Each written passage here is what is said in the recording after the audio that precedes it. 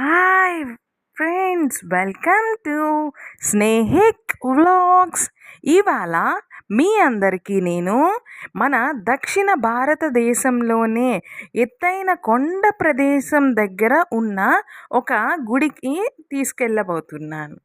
ఈ గుడి ఎక్కడ ఉంది అంటే మన విశాఖపట్టణం నుంచి 70 కిలోమీటర్లు అరకు వెళ్ళే తోవలో ఎస్కోట దగ్గర కాశీపట్టణం అనే విలేజ్లో ఉంది.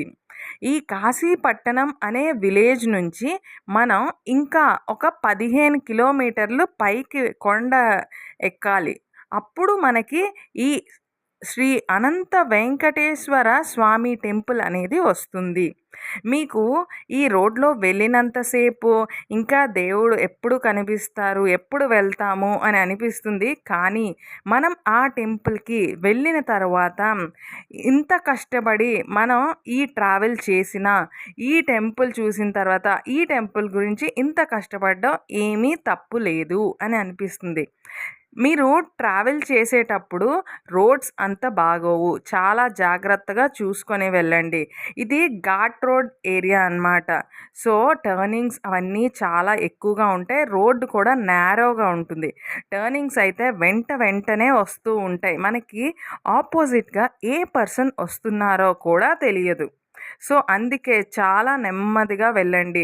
అలానే వెళ్ళేటప్పుడు మీరు ఒక గ్రూప్ ఆఫ్ పీపుల్ని తీసుకొని వెళ్ళారు అనుకోండి, మనకి ఫుల్ ఎంజాయ్మెంట్తో అందరితో సరదాగా మాట్లాడుకుంటూ వెళ్ళినట్టు ఉంటుంది. అలానే మనకి ఒక్కరే డ్రైవింగ్ అలా చేసినప్పుడు వాళ్ళకు కూడా లాంగ్ డ్రైవ్ అంటే విసుగు ఏమి రాకుండా ఒకళ్ళ తర్వాత ఒకళ్ళు గ్రూప్ ఆఫ్ పీపుల్ ఉండడం వల్ల షేరింగ్ కూడా అవుతుంది. అంతేకాకుండా మీకు ఇంకొక హెల్ప్ కూడా అవుతుంది ఇలా షేరింగ్ చేసుకోవడం వల్ల. అక్కడ సిగ్నల్ ప్రాబ్లం అనేది వస్తుంది. అలా కొండపైకి మనం వెళ్తున్న కొద్దీ మనకి సిగ్నల్ అనేది తగ్గిపోతుంది. కొన్ని నెట్వర్క్స్కి సిగ్నల్ అనేవి వస్తాయి, కానీ కొన్ని నెట్వర్క్స్కి రావు.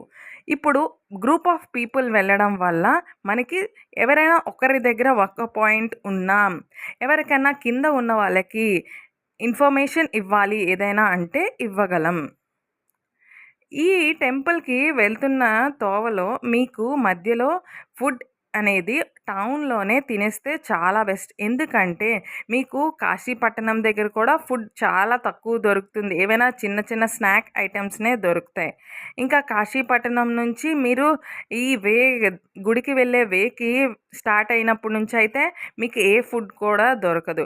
కొత్తగా అక్కడ ఒక రిసార్ట్ అనేది మట్టుకు కన్స్ట్రక్షన్ అవుతుంది. అది స్ప్రింగ్ వ్యాలీ రిసార్ట్. అది అయిపోయిన తర్వాత కొంచెం ఎవరైనా స్టే చేస్తాము అంటే వాళ్ళకి ఉపయోగపడుతుంది. సెల్ నెట్వర్క్స్ కూడా ఇంకా వాళ్ళు పెడుతున్నారు. మీకు ఏమైనా ఫొటోస్ అలాంటివి దిగాలి అని అనుకుంటే ఆ దగ్గరలో ఫొటోస్ దిగడానికి కూడా మధ్యలో ఒక 2 ప్లేసెస్ ఉంటాయి. గుడి కన్స్ట్రక్షన్ అనేది ఇంకా పూర్తి అవ్వలేదు. గుడికి చుట్టూ బౌండరీకి ఓన్లీ పిల్లర్సే వేశారు. పిల్లర్స్ చుట్టూ బౌండరీస్ అవన్నీ ఇంకా అవుతున్నాయి. చూసారా ఇక్కడ మీరు వాళ్ళు ఇంకా కట్టడానికి, పెట్టడానికి అవన్నీ తయారు చేసుకుంటున్నారు. మనం గుడి ప్రాంగణం లోపలికి వెళ్ళే కన్నా ముందే మనకి వరాహి స్వామి, మరలా ఆంజనేయ స్వామి దర్శనం ఇస్తారు. ఆ ఇద్దరిని దర్శనం చేసుకున్న తర్వాత మనం లోపలికి ధ్వజస్తంభాన్ని ముట్టుకొని లోపలికి వెళ్తాము. ఈ ధ్వజస్తంభం ఇంకా కంప్లీట్ అవ్వలేదు, పెయింటింగ్ అవన్నీ. మనకి ఈ మెట్ల నుంచి లోపలికి వెళ్తుంటే లక్ష్మీదేవి అమ్మవారు మనకి ఎదురొస్తారు. ఈ లక్ష్మీదేవి అమ్మవారు చాలా అంటే చాలా బాగుంటారు.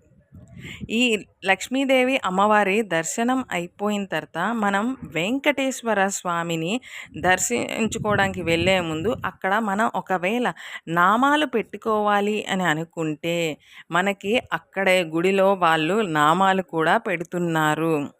నేను ఎక్కడా చూడలేదు ఇలా. అంటే చాలా తక్కువ గుడిల్లోనే దేవుళ్ళు నవ్వుతున్నట్టు ఈ గుడిలో నేను ఈ వెంకటేశ్వర స్వామి మనల్ని చూసి నవ్వుతున్నట్టు, అంటే మనల్ని నవ్వుతూ పలకరిస్తున్నట్టు అలా ఉంటారనమాట. ఆ దేవుడిని చూడగానే ఎంతో ఆనందం అనిపిస్తది. అలా మనల్ని నవ్వుతూ పలకరిస్తున్నారు దేవుడు అని. ఆ వెంకటేశ్వర స్వామికి ఎదురుగానే గరుడ పక్షి ఉంటుంది. ఆ పక్కన అటువైపు లక్ష్మీదేవి, ఇటువైపు ఆండాల అమ్మవారు. ఆండాల అమ్మవారు చుట్టుపక్కన చిన్న చిన్న విగ్రహాలు కూడా ఉంటాయి. ఆండాలు అమ్మవారు చేతిలోన చిన్న చిలుక ఎంత బాగా ఉంటుందో! మనం ఆ గుడిలో ఉన్నంత సేపు మనకి ఇంకా చాలా టైం స్పెండ్ చేయాలి అనిపిస్తుంది. ఇక్కడ ఆంజనేయ స్వామి కూడా ఎంత బావుంటారంటే అంత బావుంటారు. మనం ఇవి అన్నీ చూస్తూ ఉంటే ఈ క్లైమేట్, ఈ దేవుళ్ళు అన్నీ చూస్తూ ఉంటే అక్కడే ఇంకా కొంచెం టైం ఉండాలి అని అనిపిస్తూ ఉంటుంది. మనం ఒక్కసారి మన తల పైకి ఎత్తి మేఘాలు అవి చూస్తూ ఉంటే మేఘాలు మనకి చాలా దగ్గరగా ఉన్నాయి అని అనిపిస్తూ ఉంటుంది. ఆ కొండలు, మేఘాలు అంటుకుంటున్నాయి ఏమో అని అనిపిస్తూ ఉంటుంది. మనం ఒకవేళ సాయంత్రం అవుతాది, ఆ టైం అప్పుడు వెళ్ళామనుకోండి, ఇంకా మంచు పడతాది. అలా ఆ టైం అప్పుడు గానీ ఉన్నామంటే మనకి కొండలు, మేఘాలు 2 కలిసిపోయాయి అని అనిపిస్తుంది. అంత ఉంటుంది మొత్తం. మనం ఇక్కడ చూడండి, తాటిపూడు రిజర్వాయర్ అనేది కూడా చూడగలం అన్నమాట. గుడి వెనకాల వైపు నుంచి మనం తాటిపూడి రిజర్వాయర్ అనేది చూస్తాం. ఇక్కడ నుంచి తాటిపూడి రిజర్వాయర్ చూడడానికి చాలా కన్నుల విందులా అనిపిస్తది. అక్కడ కింద ఏమో రిజర్వాయర్ వాటర్ అంతా చాలా బాగా కనిపిస్తుంది.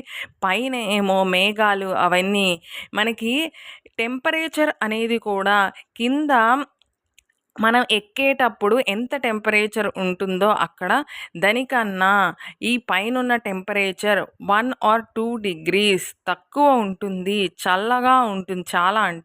చాలా అంటే మరీ చల్లగా వణుకొస్తది అని కాదు. కింద ఉన్న దానికన్నా 1-2 డిగ్రీస్ టెంపరేచర్ అనేది తక్కువ ఉంటుంది. ఆ తర్వాత అక్కడ నుంచి కొంచెం టైం టెంపుల్ దగ్గర ఉండి మేము కింద అక్కడే ఉన్న కాశీపట్టణం వాటర్ ఫాల్స్ దగ్గరికి వెళ్ళాం. ఈ వాటర్ ఫాల్స్‌కి మీరు మీ టైమింగ్ చూసుకొని ఏది వీలుబాటులో ఉంటే ఆ టైమ్స్‌లో ఫస్ట్ వాటర్ ఫాల్స్ చూసుకొని టెంపుల్‌కైనా వెళ్ళండి. లేదంటే టెంపుల్ నుంచైనా వచ్చి వాటర్ ఫాల్స్ చూడండి. మేమైతే ఫస్ట్ టెంపుల్‌కి వెళ్ళి అటునుంచి వచ్చినప్పుడు వాటర్ ఫాల్స్ దగ్గరికి వెళ్ళాము. ఈ వాటర్ ఫాల్స్ అనేవి కాశీపట్టణం నుంచి 5 కిలోమీటర్స్ వెళ్ళాలి. ఇక్కడ నుంచి ఇంకా 10 కిలోమీటర్స్ వెళ్తే మనకి శ్రీ అనంత వెంకటేశ్వర స్వామి టెంపుల్ అనేది వస్తుంది. మీరు ఇక్కడ చూస్తున్నారా, వాటర్ ఫాల్ సౌండ్ అనేది వస్తుంది.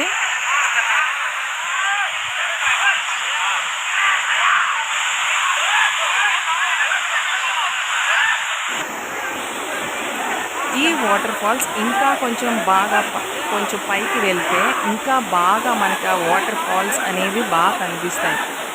కానీ వెళ్ళేటప్పుడు మీరు చాలా జాగ్రత్తగా చూసుకోండి. అక్కడ వాటర్ అలా ఫ్లో అవుతూ ఉంటుంది కాబట్టి నాచు అవి ఉంటాయి. ఒకవేళ డ్రై అయినా ఆ రాయి ఇంకా మనం జారే ఛాన్సెస్ అయితే ఉండవచ్చు. జాగ్రత్తగా చూసుకొని వెళ్ళండి.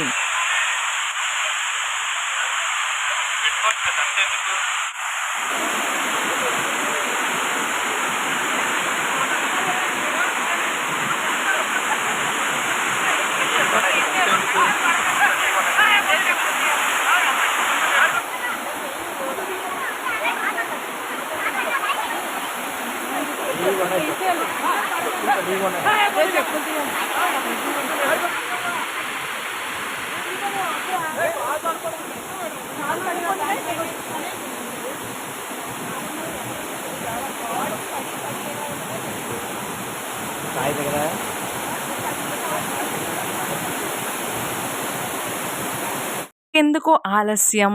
మీరందరూ కూడా మీ ఫ్యామిలీ అండ్ ఫ్రెండ్స్‌తో వెళ్ళి ఈ 33,333 అడుగుల ఉన్న టెంపుల్‌ని చూసి వచ్చేయండి.